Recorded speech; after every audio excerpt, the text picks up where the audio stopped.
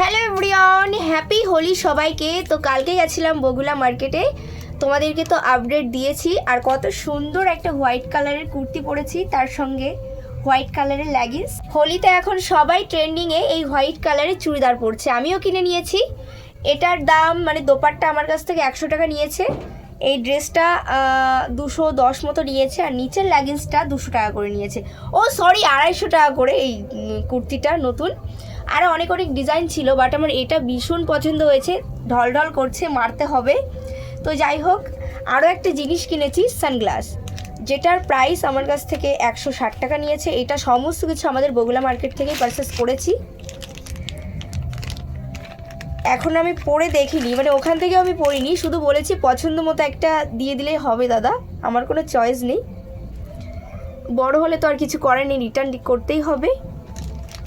Wow, but এটা কেন, এটা ছিঁড়তে হবে। ভিডিওটা তো দেখলে, এবার বলে আমাকে কেমন লাগছে এই লুকটাতে।